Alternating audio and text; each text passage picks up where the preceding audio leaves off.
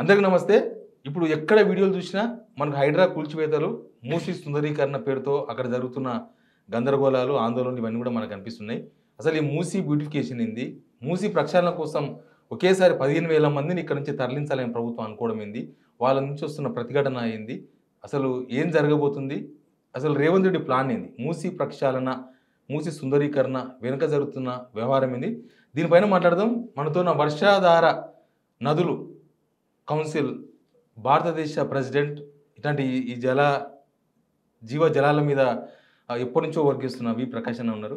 అన్న ఏంది మూసీ హైడ్రా మనం చూస్తున్నాం. కొన్ని రోజులకి వెళ్ళి ఆ చెరువు ఈ చెరువు అని కూలగొట్టేస్తున్నారు. ఏమంటే ప్రకృతి పర్యావరణం అంటున్నారు.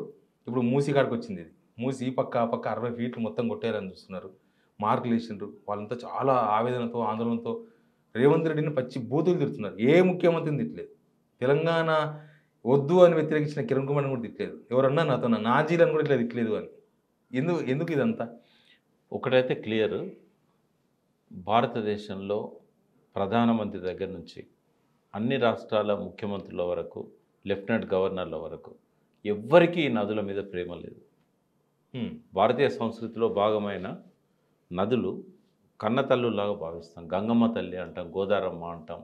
పుట్టుక నుంచి చావు దాకా ప్రతి మంచికి చెడుకు ఆ నదులతోనే మనకు సంబంధం. తల్లి చనిపోతే, మా అమ్మ చనిపోతే నేను భారతదేశంలో ఉన్న జీవనదులు అన్నింటిలో అమ్మ అస్థికలను కలిపిన నేను. ఆ పరరాజులైన వాళ్లకు పీడకులుగా భావించబడ్డ బ్రిటిష్ వాళ్ళకు ఉన్న ప్రేమ, నిజాంకున్న ప్రేమ ఈ నదుల మీద భారతీయ పాలకులకు ఎవ్వరికీ ఏనాడు లేదు, ఈరోజు కూడా లేదు. ఎంతో కొంత ఈ మొత్తం 74 ఏళ్ళ చరిత్ర, 75 ఏళ్ళ చరిత్రలో కొంచెమన్నా నీళ్ళ పట్ల సోయుండి, స్పృహ ఉండి ఉన్న వాటిని కాపాడుకుందాం అనే ప్రయత్నం చేసింది ఒక్క కేసీఆర్. ఏ మాటగా మాట చెప్పాలి. అసలు కేసీఆర్ వచ్చినాకనే విధ్వంసం జరిగింది మొత్తం. ఇప్పుడు రేవంత్ రెడ్డి మొత్తం కాపాడే ప్రయత్నాలు నడుస్తున్నాయని చెప్తున్నారు. ముఖ్యమంత్రితో సహా ఎవరినైనా చర్చకు రమ్మనండి, మా తప్పు అని నేను ఒప్పిస్తాను వాళ్ళతో. ఎందుకంటే సాక్ష్యాధారాలతో సహా ప్రూవ్ చేయగలుగుతా. 2014లో గవర్నమెంట్ వచ్చినప్పుడు, తెలంగాణ ఏర్పడ్డప్పుడు 185 నదులు చెరువులే ఉన్నాయి హైదరాబాద్లో. ఇప్పుడు కూడా 185 ఉన్నాయి. ఆయన వచ్చినాక విధ్వంసం అయింది ఏంటిది? ఊరికే చెప్తారు 52 చెరువులను ఈ కార్పొరేట్ సోషల్ వాళ్ళకి ఇచ్చిండ్రు, సిఎస్ఆర్ ఫండ్స్ కోసం వాళ్ళంతా ధ్వంసం చేస్తున్నారు. వాళ్ళు ఎట్లా ధ్వంసం చేస్తారు? ప్రభుత్వం సపోర్ట్ ఉంటే తప్ప వాళ్ళు ధ్వంసం చేయడానికి లేదు. ఏ చెరువు అయినా కూడా వాళ్ళు దాన్ని కాపాడుకోవడానికని సిఎస్ఆర్ వాళ్ళకి ఇచ్చారు. వాళ్ళని బిల్డింగ్లు కట్టడానికి లేదు, రోడ్లు వేయడానికి లేదు. ఏవైనా వాళ్ళు డిజైన్స్ ఇచ్చినట్టయితే అవి సుప్రీంకోర్టు జడ్జిమెంట్కు లోబడే ఉండాలి. సుప్రీంకోర్టు జడ్జిమెంట్ ఇచ్చిన తర్వాతనే ఇవన్నీ వచ్చినాయి. అయితే ఇక్కడ మూసీ గురించి మనం మాట్లాడుకున్నట్టయితే, మూసీ విధ్వంసం అనేది ఎప్పుడు స్టార్ట్ అయింది మనం తీసుకున్నట్టయితే, మొట్టమొదటిసారి నిజాం దిగిపోయిన తర్వాత జనరల్ చౌదరి ఆధ్వర్యంలో మిలిటరీ గవర్నమెంట్ ఏదైతే ఏర్పడ్డదో అక్కడి నుంచి స్టార్ట్ అయింది. అక్కడి నుంచి స్టార్ట్ అయింది. ఎందుకంటే నగరం పెరుగుతున్న కొద్దీ, సమైక్య రాష్ట్రం ఎప్పుడైతే ఏర్పడ్డదో నగరం విస్తరిస్తూ పోయింది. బస్తీలు వచ్చినాయి. మొత్తం బంగ్లాల తర్వాత వచ్చినాయి. ముందు ఎక్కువ మూసీని ముందు కబ్జా పెట్టింది బస్తీలు. అక్కడున్న లోకల్ కౌన్సిలర్స్, అప్పుడు మున్సిపాలిటీ ఉండే కదా, హైదరాబాద్ మున్సిపాలిటీ, తర్వాత కార్పొరేషన్. ఈ వీళ్ళు ఏం చేసేయాలంటే వాళ్ళ మనుగడ కోసం కొన్ని ప్లాట్లుగా చేసి, డంపింగులు చేసి, ల్యాండ్ క్లెయిమ్ చేసుకొని అలా, తర్వాత గుళ్ళ పేరుతోని, రకరకాల ప్రార్థనా మందిరాల పేరుతోని పెద్ద మొత్తంలో కబ్జా పెట్టారు. అయితే ఇలా అక్కడి నుంచి స్టార్ట్ అయిన ఈ కబ్జాలు మెల్లమెల్లగా వ్యాపారస్తులు, తర్వాత పరిశ్రమలు, ఇవన్నీ కూడా వచ్చేసినాయి. అంటే మనం ఎక్కడి నుంచి తీసుకోవాలి? ఇది క్యాచ్మెంట్ ఏరియా మనం అనంతగిరి కొండల నుంచి వస్తుంది మూసీ. అయితే ఎక్కడి నుంచి విస్తరణ ఇవన్నీ జరిగినాయి ఈ కబ్జాలు అని అంటే, హిమాయత్ సాగర్ అండ్ గండిపేట, ఉస్మాన్ సాగర్, ఈ రెండింటి కింద నుంచి స్టార్ట్ అయింది. అయితే ఫస్ట్ కల్ప్రిట్ ఎవరు అంటే, మూసీని బాగా కుదించింది చంద్రబాబు ప్రభుత్వం. అప్పుడు ఏం చేశారంటే వాళ్ళు 2 లక్షల క్యూసెక్కుల వాటరు ఒకటేసారి పోగలిగినంత విశాలంగా మూసి ఉండేది. రెండు పక్కలకు కూడా గోడలు ఉండేది కదా. ఇప్పుడు కనిపిస్తాయి గోడలు ఏంటంటే, ఇప్పుడు గోడల అవతల కూడా చాలా దూరము ప్రార్థనా మందిరాలు, తర్వాత లెవెల్ చేశారు. ఆ రోడ్డు ఎంత అయితే ఎత్తు ఉంటుందో మూసి డౌన్ నుంచి, మీరు చాదర్ఘాట్ నుంచి ఇమ్లిబన్ వైపు పోండి, మీరు గౌల్గూడ వైపు లెఫ్ట్ సైడ్ మొత్తము ఒక 100 మీటర్లు 200 మీటర్ల వరకు నింపేసిండ్రు, రోడ్డుతో సమానం చేశారు. గోడలు భూమిలో పోయినాయి, చిన్న కనబడతా ఉంటాయి. అంటే ఇవన్నీ ఆపలేకపోయినాయి అప్పటి ప్రభుత్వాలు, కుమ్మక్కైనాయి కూడా. దీంతో పాటుగా ఏమైందంటే ఇమ్లివన్ బస్ స్టాండ్ మూసీలో కట్టారు. అవును, అది కట్టకూడదు అది. మరి ఇప్పుడు ఏం కూల్చాలనా? ఖచ్చితంగా దాన్ని అక్కడి నుంచి షిఫ్ట్ చేయాలి. నేను ఒక Indian peninsular river basin council చైర్మన్గా అది ఏ ప్రభుత్వం ఉన్నా నేను డిమాండ్ చేస్తూ వచ్చిన. మెట్రో స్టేషన్ కట్టొద్దని చెప్పాం. మరి ఇప్పుడు కట్టారు, షిఫ్ట్ చేయాలి, మూసి అక్కడి నుంచి షిఫ్ట్ చేయాలి. ఓ, ఎందుకంటే నదులు ఇవాళ పుట్టలేదు, ఇవాళ అంతం కావు. ఒకవేళ మీరు తీయలేదు అనుకోండి, ఏదో ఒకరోజు ఆ వరదలో కొట్టుకుపోతాయి నీరు. ఇప్పుడు మీరు మన తల్లి మీద ఎవరైనా చేసినా కూడా ఒక పెద్ద మనసుతో మనం క్షమించవచ్చు, కానీ పంచభూతాలు అస్సలు క్షమించాయి. కానీ మూసీలు కొట్టుకోపోయిన నీళ్ళు ఎక్కడి నుంచి వస్తాయి? ఇదివరకు ఎట్లొచ్చాయి? అంతకంటే ప్రమాదకరమైన పరిస్థితి ఉన్నది ఇప్పుడు. 2 లక్షల క్యూసెక్కులు కాదు, 4-5 లక్షల క్యూసెక్కులు కూడా వచ్చే అవకాశం ఉంది. ఎందుకున్నది అని అంటే భూతాపం పెరుగుతున్నదా, క్లౌడ్ బర్స్ట్ ఎందుకవుతున్నది, ఎక్కడి నుంచి ఫామ్ అవుతున్నాయి ఆకాశ నదులు? గతంలో ఒకసారి మనం మాట్లాడుకున్నాం. అవును, క్లౌడ్ రివర్స్ అనేటివి ఫామ్ అవుతున్నాయి.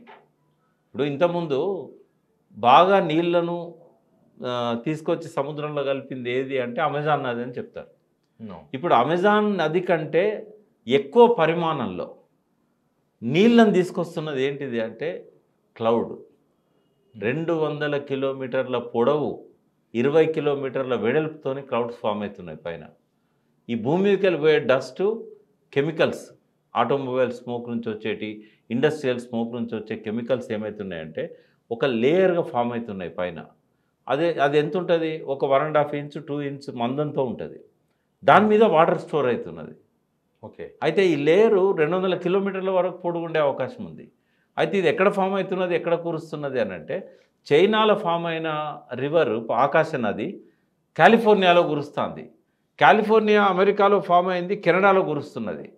ఇప్పుడు మన దగ్గర వచ్చేటి అనంతగిరి కొండల్లో ఫామ్ అయినవి కాదు అవి, ఇంకా అవతల ఎక్కడో, అది కర్ణాటక స్టేట్ కావచ్చు, మహారాష్ట్ర స్టేట్ కావచ్చు, అవసరమైతే అరేబియా సముద్రం మీకెళ్ళి వచ్చిన మేఘాలు కావచ్చు. క్లౌడ్ బర్స్ట్ అనేది ఎప్పటి నుంచో ఉంది. క్లౌడ్ ఫామ్ అవుతుంది, ఎక్కడో వేడి తగిలితే బర్స్ట్ అవుతుంది. అది కాదు, ఇది స్కై రివర్, అట్మాస్ఫియరిక్ రివర్ అని చెప్పారు. ఇది లేటెస్ట్ ప్రమాదం, ఒక పెద్ద డిజాస్టర్ ప్రపంచానికి. అటువంటిది వచ్చిందనుకో మూసి పరివాహక ప్రాంతంలో, ఇప్పుడంతా ఎక్కడ పడితే అక్కడ ప్లాంట్స్ పెడుతున్నారు, ఇండస్ట్రీస్ పెడుతున్నారు. ఒకవేళ కనుక ఆ వేడి కనుక తలిగి ఆ బరువుతో కిందికి దిగి ఆ అనంతగిరి కొండల నుంచి మూసి క్యాచ్మెంట్లో కనుక అది బర్స్ట్ అయిందనుకో, ఏంది పరిస్థితి? ఇప్పుడు ఖమ్మంలో మొన్న అది కారణం కాదా, క్లౌడ్ బర్స్ట్ కాదా? లేకపోతే ఎన్నడన్నా మున్నేరుకి అంత లెవెల్లో పోయిందా? కాబట్టి మనము ప్రమాదాలు పెరిగినాయి తప్ప తగ్గలేదు. కాబట్టి రేపు అట్మాస్ఫియర్లో వచ్చే మార్పుల వల్ల, అట్మాస్ఫియరిక్ రివర్స్ వల్ల, క్లౌడ్ బర్స్ట్ వల్ల, గ్లోబల్ వార్మింగ్ వల్ల 2 లక్షల క్యూసెక్లకే డిజైన్ చేశారు. 2 ప్రాజెక్టులు ఏవైతే ఉన్నాయో ఆనాడు నవాబ్ అలీ నవాజ్ జంగ్ విశ్వేశ్వరయ్య డైరెక్షన్లో ఆయన నిర్మాణం చేసిన ఈ 2 కూడా, గండిపేట కానీ హిమాయత్ సాగర్ కానీ, ఈ రెండింటిని కలిసిన తర్వాత బాపుగారి దగ్గర ఫ్లో ఎంత ఉండాలంటే 2 లక్షల క్యూసెక్లు ఉండాలంటే 11,000 క్యూసెక్లు అయితే, 11,500 క్యూసెక్లు అయితే 1 టీఎంసీ. అంటే ఒకరోజు ఆ మూసీలో ప్రవహించే నీళ్లు 22,000కి, నేను అనేది 2 టీఎంసీలు అయితే 23,000, 2 టీఎంసీలు అయితే. అవును, 2 లక్షల క్యూసెక్లు.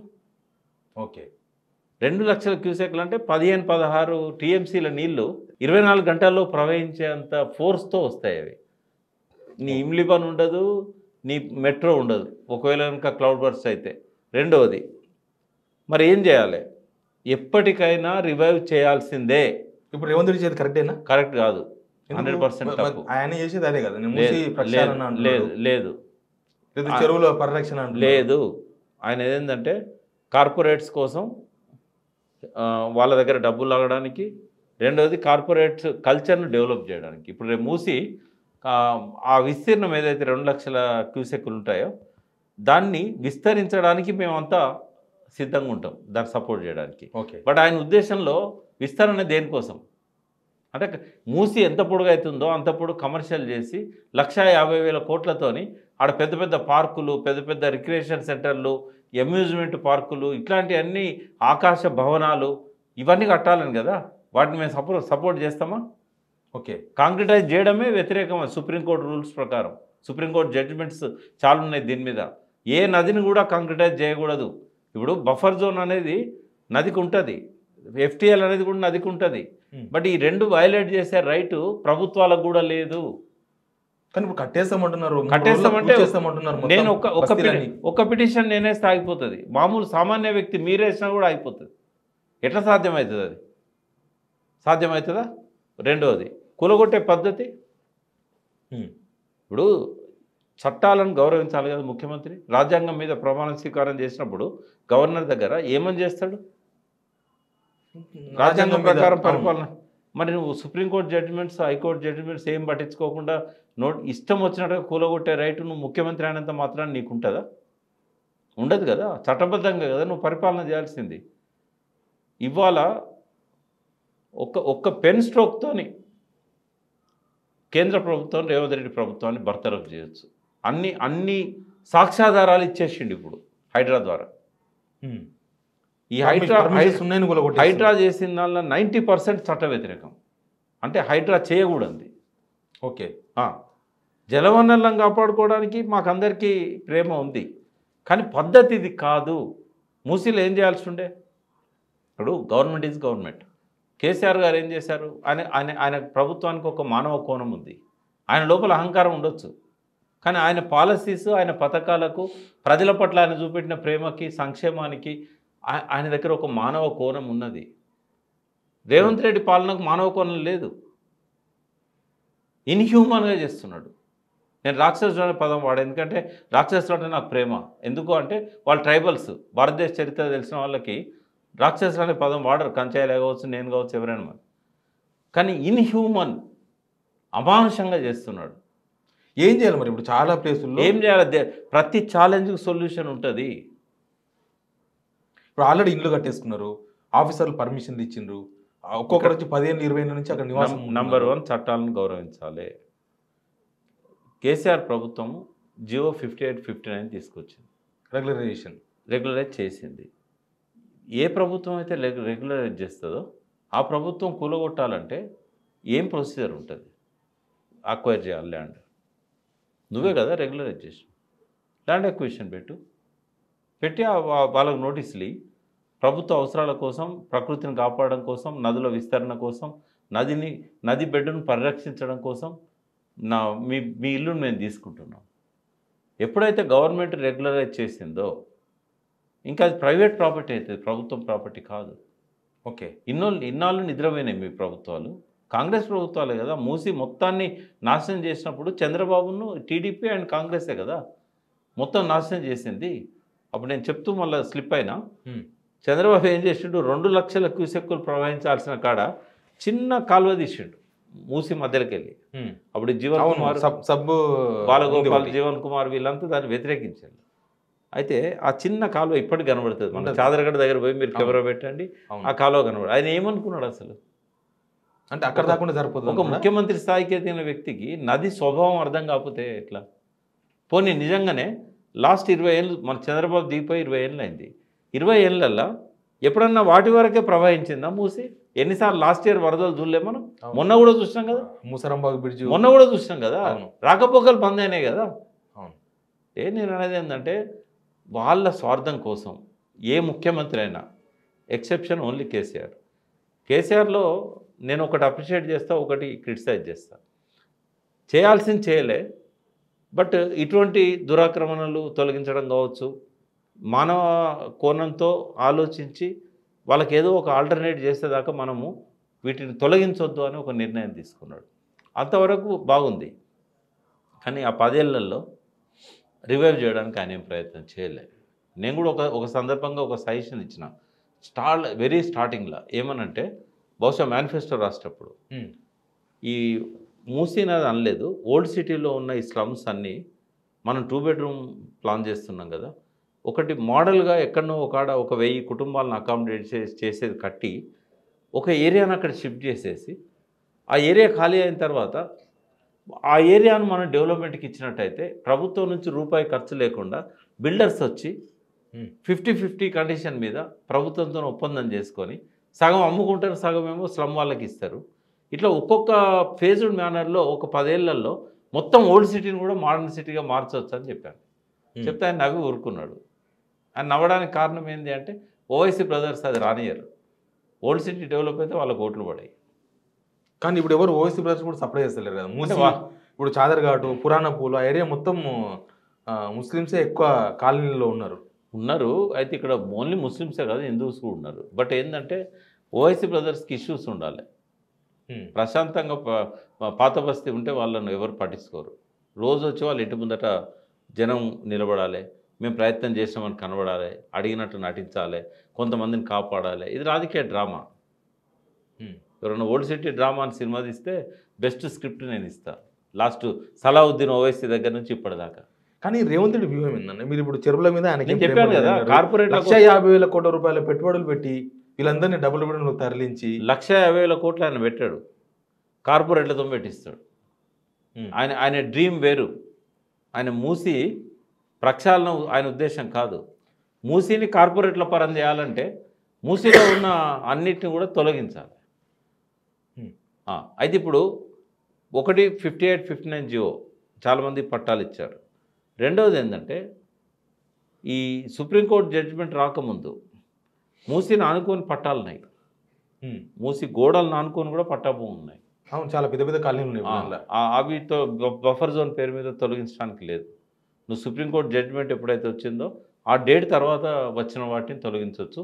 దానికి కూడా నోటీస్ ఇచ్చి కోర్టు ప్రొసీజర్ ఫాలో అయ్యి వాళ్ళు కోర్టు పోకుండా సాటర్డే సండేని టార్గెట్ చేస్తున్నాడు. మార్కేసిన గోడల మీద సాటర్డే సండే టార్గెట్ చేసేది దానికోసమే. ప్రజలను గోసపుచ్చుకుంటావా? వాళ్ళ చావులకు కారణమవుతావా? ఎవరి కోసం? కార్పొరేట్ల కోసం కాకపోతే ఇంత ఇన్హ్యూమన్గా నువ్వు ఎందుకు ఉండాలి? నువ్వు చట్టం ఎందుకు పాటించవు? నీ సొంత జాగిరా మూసి నీ ఇష్టం వచ్చినట్టు తొలగించడానికి నీకు ఎవడిచ్చిండు అధికారం? చట్టం అదే చెప్పిందా నీకు? నోటీస్ చేయకుండా ఎట్లా తొలగిస్తావు నువ్వు? రేవంత్ రెడ్డికి ఇవాళ ఒకవేళ హైకోర్టు కనుక తప్పు పట్టి ఆ జడ్జిమెంట్ని కనుక మోడీ దగ్గర పెట్టుకొని ఆర్టికల్ 356 కింద ఈయన గవర్నమెంట్ని బర్తరఫ్ చేయొచ్చు. ఈయన రాజ్యాంగం మీద ప్రమాణం చేసి ఇన్హ్యూమన్గా పాలన చేస్తున్నాడు, ఈజ్ నాట్ ఫిట్ అని చెప్పి రాష్ట్రపతి ఆయనను బర్తరఫ్ చేయడానికి కూడా అవకాశం ఉంది. కానీ కొందరు కాంగ్రెస్ నేతలు చెప్తున్నారు, పొన్నంరావు గారు అంటున్నారు డబుల్ బెడ్రూమ్లు ఇస్తాం, వాళ్ళ ముందు ఇవ్వమనండి. నేను అదే చెప్పిన కేసీఆర్ గారికి, ముందు ఇవ్వమనండి. ముందు ఇప్పుడు దాదాపు 60-70 వేల డబుల్ బెడ్రూమ్లు కట్టి ఉన్నాయి కదా. అవును, ఫస్ట్ ఏం చేయండి అంటే పాత అన్నీ కూడా మేము క్యాన్సిల్ చేస్తున్నాం, మీకు పద్ధతి ప్రకారంగా తర్వాత ఇస్తాం. ముందు ఈ మూసీలో ఎవరైతే కుటుంబాలు కోల్పోతున్నారో వాళ్ళని ఇక్కడ అకామిడేట్ చేస్తామని చెప్పాలి. వాళ్ళు రారు. జనరల్గా ఏమైందంటే అప్పుడు కూడా ఒక కాలనీ కట్టిన లస్సాపురం దగ్గర ఎక్కడో చంద్రబాబు నాయుడు ఏం చేసినంటే మూసీని వైడెన్ చేయాలి, ఈ లోపల కాలువని చిన్నది చేయాలి, కార్పొరేట్లను నింపాలి, పక్కనున్న చాదర్ఘాట్ స్లమ్ ఉంది కదా, వీళ్ళందరినీ తీసుకుపోయి ఎక్కడ కట్టించి ఇప్పించండి వనస్థలపురం అవతల. ఎందుకుంటారు వాళ్ళు పనులు చేసుకునేది ఇక్కడ. పొద్దున్న లేస్తే బాసనలు తోవడానికి వాళ్ళు ఆల్రెడీ అరేంజ్మెంట్స్ ఉంటాయి, అఫెక్షన్స్ ఉంటాయి. వాళ్ళంత దూరం నుంచి వచ్చి ఇక్కడ పనులు చేస్తారా? చేయలేరు. సాధ్యంగా ఎక్కడున్నా అక్కడనే చేయాలి. కానీ అప్పుడు చంద్రబాబు ప్లాన్ మళ్ళీ ఇప్పుడు ఇంప్లిమెంటేషన్ తీసుకొచ్చి అంటే చంద్రబాబు ప్లాన్ వేరే ఉండే, బట్ రేవంత్ రెడ్డి ప్లాన్ ఇంకోటి. రేవంత్ రెడ్డి ఉద్దేశం ఏంటంటే ఇద్దరు అప్పగించాలని. ఆయన ఏమో నందనవనం చేయాలనుకున్నాడు, దాని పేరు నందనవనం ప్రాజెక్టు. మూసి నందనవనం చేయాలని చంద్రబాబు అనుకున్నాడు, ఈయన కార్పొరేట్లో పరం చేయాలని ఈయన అనుకుంటాడు. బ్యూటిఫికేషన్ డ్రామాలో ఇవన్నీ భాగం. ఇప్పుడు అక్కడ అహ్మదాబాద్లో సాబర్మతి రివర్ ఫ్రంట్ అని మోడీ కట్టిండు, అది మోడల్గా పెట్టుకున్నారు వీళ్ళు. అవును, అయితే అంత ఈజీ కాదు. ఇప్పుడు ఆయన ఏం చేసిండంటే రిహాబిలిటేట్ చేసిండు, ఆయన ఎవరికి ఇబ్బంది లేకుండా సాల్వ్ చేయగలిగిండు. కానీ ఇక్కడ సాధ్యం కాదు. ఇంకోటి నువ్వు ముందు చెయ్యి. ఇప్పుడు 10-15 ఏళ్ళ ప్రోగ్రాం పెట్టుకోవాలి మూసీ ప్రక్షాళనకు. అది 1 ఇయర్లో 2 ఇయర్స్లో అయ్యేది కానే కాదు. ఓకే, ముందు వాళ్ళని కన్విన్స్ చేయాలి ఇక్కడ షిఫ్ట్ కావడానికి, నష్టపరిహారం ఇవ్వాలి. మీరు అక్రమంగా వచ్చిన మీరు తొలగిస్తామంటే కోర్టు వాళ్ళ రిస్క్లోకి వస్తుంది. జనంతా కేసీఆర్ అంటున్నారు కదా, అంటే కేసీఆర్ 10 ఏళ్ళు మంచిగా ఉండే, ఇప్పుడు అంత ఇట్లా అయిపోయిందని మాట్లాడుతున్నారు. అదే వాళ్ళు ఎప్పుడు అంటారు, కేసీఆర్ గారు కూడా వెయిట్ చేస్తున్నట్టున్నారు. నేను అనేది ఏంటంటే యాక్టివ్ కావాలి కదా. అట్లీస్ట్ నేను ఒకటి చెప్తున్నా, హరీష్ రావు గారికి నేను చాలా థ్యాంక్స్ చెప్తా. ఇప్పుడు కేటీఆర్ గారికి కూడా థ్యాంక్స్ చెప్తా. ఎందుకంటే ఈ ఇష్యూని టేకప్ చేశారు. మొన్నటిదాకా ఆయన లేకపోవడం వల్ల ఆ టైంలో హైడ్రా స్టార్ట్ చేసిన తర్వాత కేటీఆర్ లేకుండే అప్పుడు. ఇప్పుడు వచ్చిన తర్వాత ఫుల్ యాక్టివ్ అయ్యింది ఆయన. వీళ్ళిద్దరు కనుక ప్రజల పక్షాన ఉంటే మళ్ళీ హైదరాబాద్ ఉన్న ప్రతి సీటు బీఆర్ఎస్దే. ప్రజల మనసులను గెలుచుకోగలుగుతారు. తెలంగాణ తెచ్చినందుకు వాళ్ళ ఆకాంక్షలను పూర్తి చేయడంలో ఇంకోటి మూసీని ప్రక్షాళన చేయాలన్నది ఎవరు ఫస్ట్? కేటీఆర్ కదా. అవును. దానికోసం 3600 కోట్లు పెట్టి ఎస్టీపీలను ఇవన్నిటిని కూడా పెట్టించిండు కదా. ఇప్పుడు చాలా వరకు పూర్తి అవుతున్నాయి, చాలా వరకు అవుతున్నాయి. ఇంత హార్ష్గా పోయిండు ఆయన. ఇంకోటి ఎస్ఎన్డిపి ఎవరికి తెలియదు, వాళ్ళు చెప్పుకుంటలేరు. ఎంత అద్భుతమైన ప్రాజెక్టును 1000 కోట్లతో 900 పైచీలు కోట్లతోని కేటీఆర్ చేసేటట్టు ఎవరు ఊహకు కూడా అందదు. నేను ఇంత జలవనరుల నిపుణునైనా నేను ఎక్స్పెక్ట్ చేయలే అటువంటి ప్లాన్ కేటీఆర్ చేస్తాడని. ఇప్పుడు ఫాక్స్ సాగర్ ఇవన్నీ ఓవర్ఫ్లో అయినప్పుడు నిజాంపేట ఇళ్ళకి వచ్చేటి కదా, ఇప్పుడు వస్తున్నాయా? ఇప్పుడు వరదల్లో కొట్టుకపోయింది కదా. ఒక 5-6 ఏళ్ళకి కోవిడ్ కంటే ముందు ఓసారి 60 మంది, ఓసారి 70 మంది చచ్చిపోయింది కదా. ఆ ఎస్ఎన్డిపి ప్రాజెక్ట్ పెట్టిన తర్వాత అటువంటిది జరగలే కదా. ఇన్ని వరదలు వచ్చినా కూడా హైదరాబాద్లో మా జన నష్టం కానీ బిల్డింగ్లలో రోజుల కొద్ది ఉన్న సందర్భాలు ఎక్కడనో ఒకడ తప్ప. ఏం చేసిండు ఆయన అంటే ఎక్కడి నుంచి నీళ్ళని తీసుకుపోయే అవకాశం లేదు కాబట్టి రోడ్డును తీసేసి రోడ్డు కింద నీళ్లు పోయేటట్టు చేసి పైనుంచి స్లాబ్ వేసిండు. స్ట్రాటజిక్ నాలా డెవలప్మెంట్ ప్రోగ్రామ్ 900 కోట్ల పైన ఖర్చు పెట్టి చేశాడు. అంటే ఇవాళ బీజేపీ దిక్కు పోకుండా బీఆర్ఎస్ దిక్కు రావాలంటే ఇది ప్రచారం కావాలి. ప్రతి బాధిత కుటుంబం దగ్గర బీఆర్ఎస్ ఉండాలి, కార్పొరేటర్లు ఉండాలి. ఒక్క కేటీఆర్ హరీష్ రావు పోతే కాదు, ప్రజల పక్షాన కార్పొరేటర్లు నిలబడాలి, కొట్లాడాలి. ఆ కార్పొరేటర్ల కోసం నెక్స్ట్ పదవుల కోసం ఆశపడుతున్న సెకండ్ క్యాడర్ ఉంది కదా, వాళ్ళకి ఇది ఒక అవకాశం. ఇది డెఫినెట్గా వారే హైదరాబాద్లో. కానీ రేవంత్ రెడ్డికి ఏంది బెనిఫిట్ దీనిలో? కార్పొరేట్లకు ఇవ్వడం వల్ల ఏంటి? కార్పొరేట్లకు ఇవ్వడం వల్ల కిక్ బ్యాక్స్ వస్తాయి, డబ్బులు వస్తాయి, ఇవన్నీ ఉంటాయి కదా. డబ్బుల కోసం ఇదంతా నడుస్తుంది అనుకోవాలా? నేను ఒక మాట చెప్పనా, రాజకీయం కంటే బెస్ట్ వ్యాపారం ఏది లేదు ఈ భూమి మీద. నువ్వు ఏ వ్యాపారం చేయి, ఒక 100 కోట్లు సంపాదించాలంటే 10 నుంచి 20 ఏళ్ళు పడుతుంది. ఒక్కరోజు కదా. ఆ 100 కోట్లు సంపాదించాలంటే ఒక్కరోజు, ఒక్క సంతకం. ప్రజలిచ్చిన అధికారాన్ని 1000 కోట్లు కూడబెట్టడానికి రాజకీయ నాయకులు దీన్ని ఒక వ్యాపారంగా మలుచుకున్నారు. అందుకే గెలవడానికి 100 కోట్లైనా ఖర్చు పెడతారు, 200 కోట్లైనా ఖర్చు పెడతారు. పార్టీలు అధికారంలో తీసుకురావడానికి 1000 కోట్లు ఖర్చు పెడతారు. ఎందుకంటే తిరిగి మళ్ళీ వడ్డీతో సహా ఇంకా ఎక్కువ 10 రెట్లు ఎక్కువ సంపాదిస్తారు. ఎవరో ఉంటారు నిజాయితీ పరులైన వాళ్ళు లేరని నేను అన్నా. ఉద్యమ స్ఫూర్తితో వచ్చిన టీఆర్ఎస్లో అది తక్కువగా ఉండే. వాళ్ళు ఏమి ఇట్లా ప్రజలను లూటీ చేసి సంపాదించింది కాదు. కాళేశ్వరం 1,00,000 కోట్లు తిన్నది కూడా కాదు. అది వాళ్ళు సంపాదించిండ్రు. ఆ సంపాదన ఇంకో రూపంలో చట్టబద్ధంగా జరిగింది. అది ఉదాహరణకు లాంగ్ పెండింగ్ కేసెస్ ఉన్నాయి రియల్ ఎస్టేట్లో. సుప్రీంకోర్టు జడ్జిమెంట్స్ ఇచ్చినాయి, హైకోర్టు జడ్జిమెంట్స్ ఇచ్చినాయి. తర్వాత గరీబ్ అయిన ముస్లింలను లెక్క చేయకుండా కబ్జాలు పెట్టి ఆంధ్ర వ్యాపారస్తులు బిల్డర్స్ కట్టుకున్నవి ఉన్నాయి.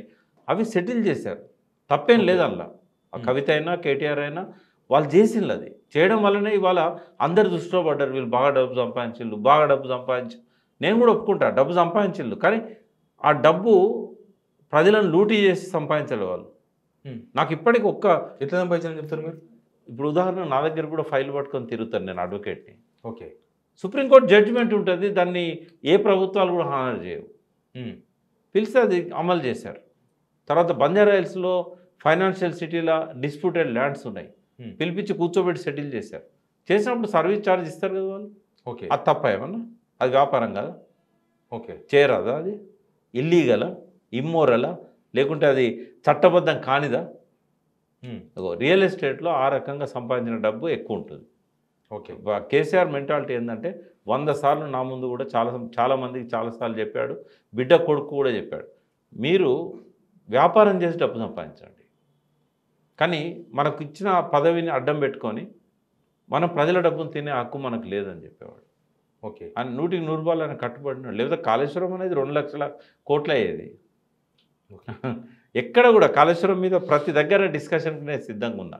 ₹1 కరప్షన్ కూడా బహిరంగంగా అక్కడ అంటే ఇవ్వాల్సింది కొంత ఉంటుంది. ఇంజనీర్లకు మనం దాయాల్సిన అవసరం లేదు. ఓ 7-8% ఖచ్చితంగా పోతుంది. దాంతోపాటుగా 13% కాంట్రాక్టర్ లాభం ఉంటుంది, 13 నుంచి 14%.